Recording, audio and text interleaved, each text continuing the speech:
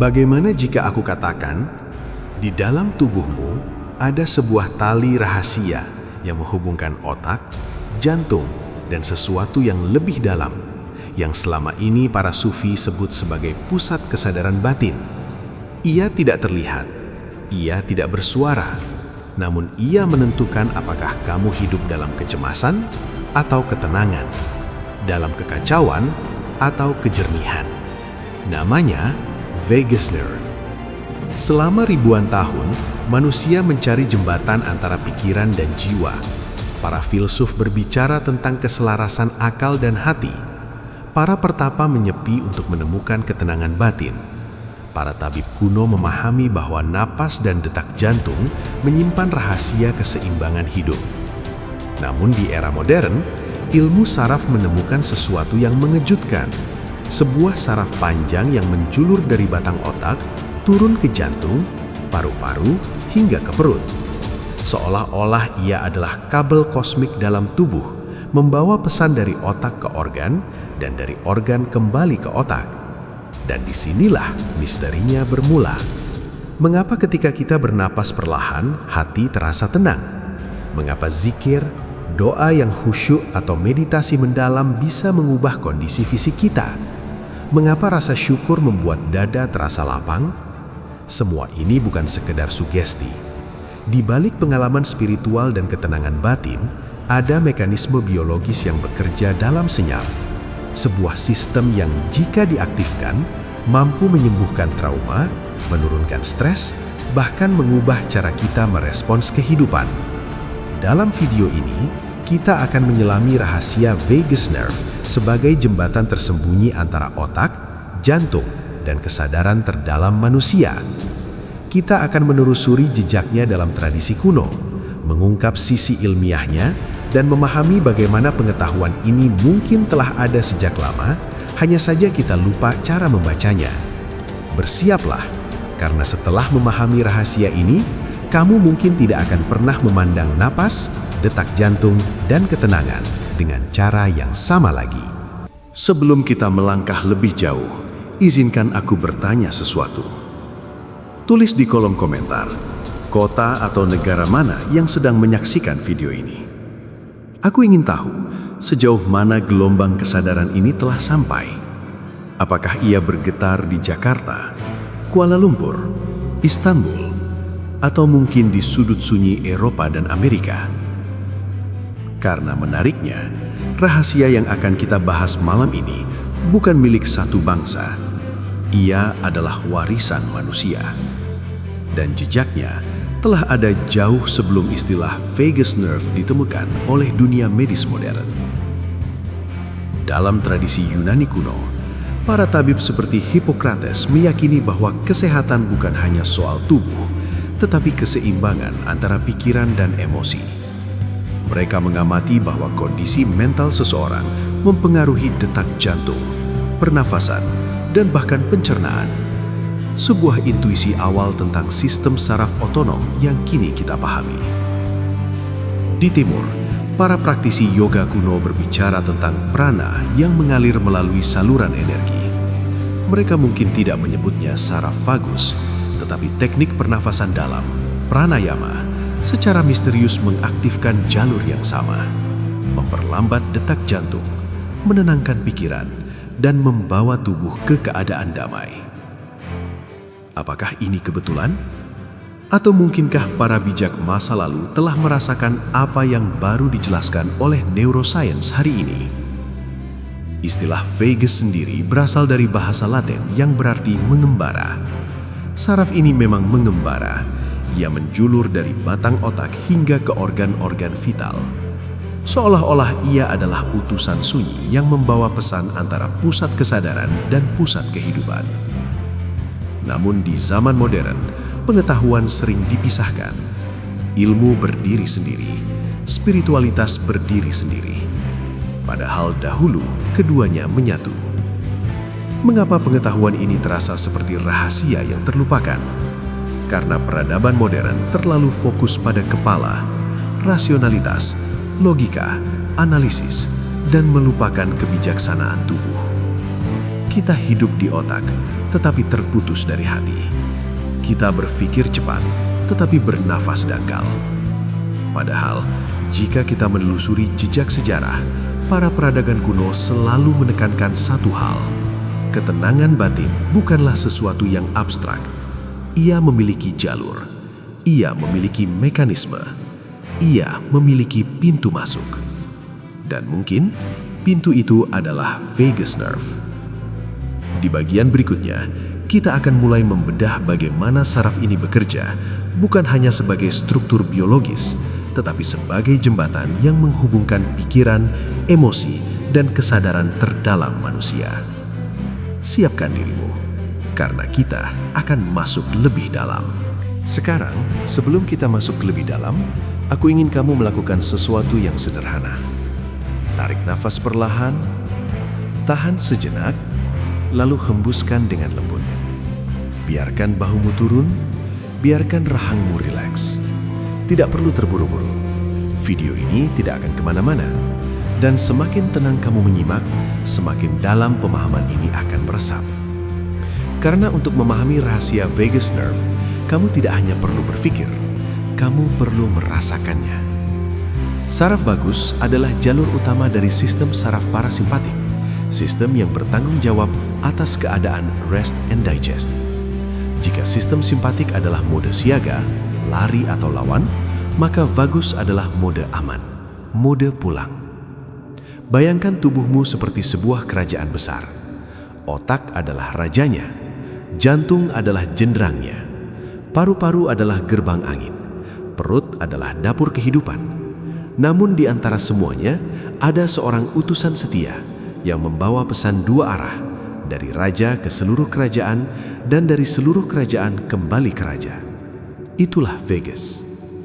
Menariknya, sekitar 80% serabut saraf vagus membawa informasi dari tubuh ke otak. Artinya, otak lebih sering mendengarkan tubuhnya daripada memerintahnya. Ini membalik cara kita memahami diri sendiri.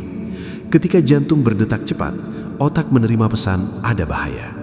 Ketika nafas pendek dan dangkal, otak membaca kita tidak aman. Ketika perut tegang, otak menyimpulkan ada ancaman.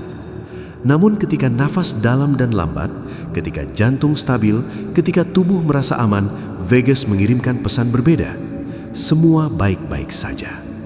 Dan otak pun tenang. Inilah sebabnya mengapa teknik pernafasan perlahan bisa meredakan kecemasan. Bukan karena sugesti semata, tetapi karena kamu secara langsung mengirimkan sinyal biologis ke pusat kendali pikiranmu. Sekarang, coba sadari sesuatu. Semakin kamu mendengarkan penjelasan ini dengan nafas yang tenang, tubuhmu perlahan memasuki kondisi regulasi. Saraf vagus mulai aktif, detak jantung sedikit melambat, pikiran menjadi lebih fokus. Itulah kekuatan perhatian yang sadar. Vagus nerve juga terhubung dengan ekspresi wajah, nada suara, dan kemampuan kita merasakan empati. Pernahkah kamu merasa tenang hanya karena mendengar suara seseorang yang lembut dan stabil? Itu bukan sekedar psikologis. Sistem vagalmu merespons frekuensi suara yang memberi rasa aman. Inilah mengapa doa yang dibaca dengan khusyuk, lantunan ayat yang pelan dan berirama, atau zikir yang teratur bisa menenangkan jiwa. Ritmenya menciptakan resonansi dalam dada, mengaktifkan jalur ketenangan alami tubuh. Tubuh kita dirancang untuk pulang ke keadaan damai. Namun masalahnya, dunia modern membuat kita terus berada dalam mode siaga. Notifikasi, tekanan sosial, kecemasan finansial, berita yang tak pernah berhenti, semua ini mengaktifkan sistem simpatik secara berlebihan. Akibatnya, vagus menjadi lemah. Istilah ilmiahnya low vagal tone. Orang dengan vagal tone rendah lebih mudah cemas, lebih sulit mengatur emosi, dan lebih rentan terhadap peradangan kronis. Tetapi kabar baiknya, vagal tone bisa dilatih. Seperti otot yang jarang digunakan, ia bisa diperkuat kembali. Dan disinilah rahasia mulai terbuka. Karena saraf ini bukan hanya jalur biologis, ia adalah gerbang pengalaman batin. Ia menentukan apakah kamu hidup dalam reaksi atau dalam kesadaran. Tetaplah di sini, tetap bernafas perlahan, biarkan setiap kata membentuk pemahaman yang lebih dalam. Di bagian berikutnya, kita akan menyelami sisi yang lebih tersembunyi. Bagaimana vagus bukan hanya mengatur tubuh, tetapi mungkin menjadi kunci pengalaman spiritual, intuisi, dan rasa keterhubungan yang lebih luas.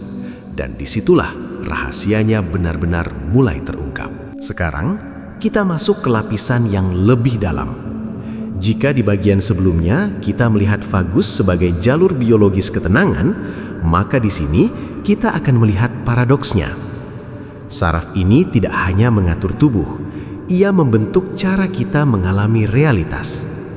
Ada teori dalam neuroscience modern yang disebut polyvagal theory, diperkenalkan oleh Stephen Porges. Teori ini menjelaskan bahwa vagus memiliki dua jalur utama, satu yang mendukung keterhubungan sosial dan rasa aman, dan satu lagi yang aktif ketika tubuh merasa ancaman ekstrim, membuat kita shutdown, mati rasa, atau terputus dari dunia. Artinya, sistem ini bukan sekedar tombol on-off antara stres dan tenang. Ia adalah sistem persepsi keamanan. Tubuhmu selalu bertanya, apakah aku aman? Dan jawaban atas pertanyaan itu menentukan cara kamu berpikir, merasakan, dan bereaksi. Ketika vagus dalam kondisi sehat, dengan vagal tone yang baik, kita lebih mudah merasa terhubung dengan orang lain. Tatapan terasa hangat, suara terdengar ramah, kita mampu hadir sepenuhnya. Namun ketika sistem ini terganggu, dunia terasa bermusuhan. Bahkan situasi netral pun bisa terasa mengancam. Inilah mengapa dua orang bisa berada dalam keadaan yang sama tetapi merasakan realitas yang berbeda. Sekarang, renungkan ini. Berapa banyak konflik dalam hidup kita sebenarnya bukan karena dunia luar, tetapi karena sistem saraf kita sedang tidak merasa aman? Tuliskan di komentar, menurutmu, apakah kamu pernah merasa reaktif atau overthinking bukan karena situasi itu besar, tetapi karena tubuhmu sedang tegang? Aku ingin membaca pengalamanmu, karena kesadaran sering dimulai dari pengakuan yang jujur. Ada juga mitos yang perlu kita luruskan. Sebagian orang menganggap aktivasi vagus sebagai sesuatu yang mistis atau supranatural. Yang lain justru mereduksinya menjadi sekedar mekanisme fisik tanpa makna. Keduanya tidak sepenuhnya tepat. Vagus adalah jembatan. Ia fisik karena ia saraf nyata dalam tubuh. Namun dampaknya terasa eksistensial karena ia mempengaruhi pengalaman subjektif kita tentang hidup. Ketika seseorang tenggelam dalam doa yang khusyuk, nafasnya melambat, detak jantungnya sinkron, gelombang otaknya berubah, ia merasakan kedamaian yang sulit dijelaskan dengan kata-kata. Apakah itu hanya kimiawi, ataukah kimiawi adalah bahasa tubuh untuk sesuatu yang lebih dalam? Ilmu pengetahuan tidak meniadakan makna, ia hanya menjelaskan mekanismenya. Dan mungkin disinilah kebijaksanaan kuno bertemu dengan sains modern. Di titik di mana ketenangan bukan lagi sekedar konsep spiritual, tetapi kondisi biologis yang bisa diakses. Menariknya lagi, penelitian menunjukkan bahwa stimulasi vagus secara medis digunakan untuk membantu depresi berat dan epilepsi. Ini menunjukkan bahwa jalur ini memiliki kekuatan luar biasa dalam mempengaruhi kondisi mental. Namun, ada hal yang lebih halus. Vagus terhubung erat dengan jantung, dan jantung memiliki ritme yang disebut heart rate variability, variabilitas detak jantung. Semakin fleksibel ritmenya, semakin baik kemampuan kita beradaptasi terhadap stres. Fleksibilitas, bukan kekakuan, adalah tanda kesehatan. Bukankah itu juga prinsip hidup? Sekarang aku ingin bertanya padamu. Menurutmu, jika tubuh kita memang memiliki sistem bawahan untuk kembali ketenangan, mengapa kita jarang mengaksesnya? Apakah karena kita terlalu sibuk, terlalu bising, atau terlalu terputus dari nafas kita sendiri? Tulis pendapatmu di komentar. Aku membaca dan merenungkan setiap perspektif. Karena diskusi ini bukan hanya tentang saraf, ini tentang bagaimana kita memilih untuk hidup dalam reaksi atau dalam kesadaran. Dan di bagian berikutnya, kita tidak hanya akan memahami teori, kita akan membahas bagaimana mengaktifkan jembatan ini secara praktis, bagaimana menjadikan vagus sebagai sekutu dalam menghadapi kecemasan, trauma, dan tekanan hidup modern. Tetaplah bersama sampai akhir, karena pengetahuan tanpa praktik hanyalah informasi, dan rahasia ini baru benar-benar hidup ketika kamu mengalaminya sendiri. Sekarang, kita sampai pada bagian yang mungkin diam-diam kamu tunggu sejak awal. Bagaimana jika selama ini yang kamu cari, ketenangan, kestabilan emosi, kejernihan berpikir, bukan sesuatu yang harus kamu temukan di luar, tetapi sesuatu yang sudah tertanam dalam sistem sarafmu sendiri? Bagaimana jika solusi itu sudah ada di dalam tubuhmu? Dan yang perlu kamu lakukan hanyalah mengaktifkannya. Pertama, pahami ini dengan tenang. Kamu tidak rusak, kamu tidak lemah, kamu tidak kurang kuat secara mental. Bisa jadi, sistem sarafmu hanya terlalu lama berada dalam mode siaga. Dan kabar baiknya, saraf vagus bisa dilatih. Pertama, pernafasan ritmis, coherent breathing. Tarik nafas selama 4-5 detik. Hembuskan selama 6-7 detik. Lakukan perlahan, tanpa dipaksa. Pernafasan dengan hembusan lebih panjang secara langsung mengaktifkan jalur parasimpatik melalui vagus. Dalam beberapa menit, tubuh mulai menerima pesan, "Aku aman." Bayangkan jika ini kamu lakukan setiap hari, 5-10 menit.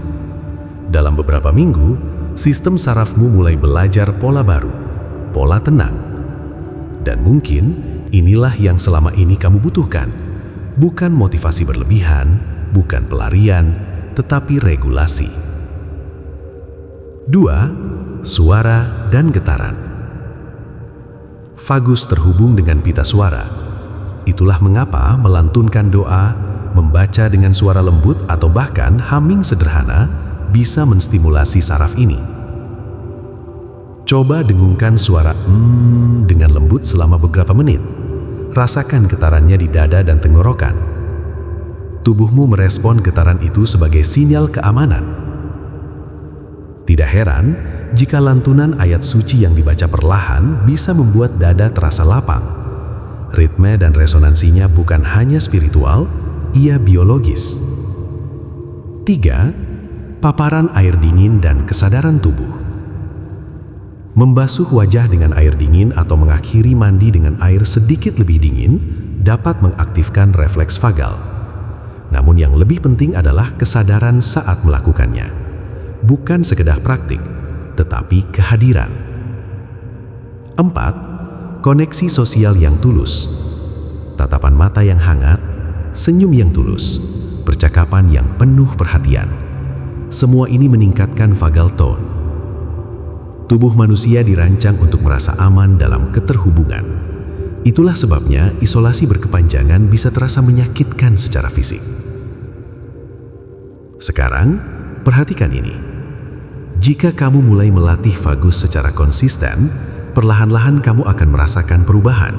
Reaksi berlebihan berkurang, overthinking melemah, kamu lebih mampu jeda sebelum merespon. Dan di ruang jeda itu, ada kebebasan. Mungkin inilah solusi yang tidak pernah diajarkan secara sederhana kepada kita. Kita diajarkan untuk mengubah dunia luar, padahal kadang yang perlu diubah adalah sinyal dalam tubuh. Bayangkan dirimu beberapa bulan ke depan, lebih stabil, lebih tenang, lebih hadir. Bukan karena hidupmu tanpa masalah, tetapi karena sistem sarafmu tidak lagi menganggap segalanya sebagai ancaman. Dan jika saat ini kamu merasa lelah, cemas, atau mudah terpancing, mungkin ini bukan kebetulan kamu menemukan video ini. Mungkin tubuhmu memang sedang mencari jalan pulang. Dan sekarang, kamu sudah tahu jalannya. Kita telah berjalan jauh dari lorong sunyi sistem saraf hingga ke ruang terdalam kesadaran manusia. Kita belajar bahwa di dalam tubuh ini ada sebuah jalur yang mengembara, vagus nerve, yang menghubungkan otak, jantung, dan organ-organ kehidupan. Sebuah jembatan nyata yang membuktikan bahwa pikiran dan hati bukan dua entitas terpisah. Ia adalah satu kesatuan. Kita melihat bagaimana peradaban kuno telah merasakan rahasia ini melalui napas, doa, dan kesadaran batin. Kita memahami bagaimana sains modern akhirnya memetakan apa yang dahulu hanya bisa dirasakan. Dan yang paling penting, kita menyadari bahwa ketenangan bukanlah konsep abstrak. Ia adalah kondisi biologis. Ia adalah sinyal keamanan. Ia adalah kemampuan untuk kembali. Dan mungkin inilah pesan terdalam dari semua ini, bahwa manusia diciptakan dengan mekanisme untuk pulang ke keseimbangan.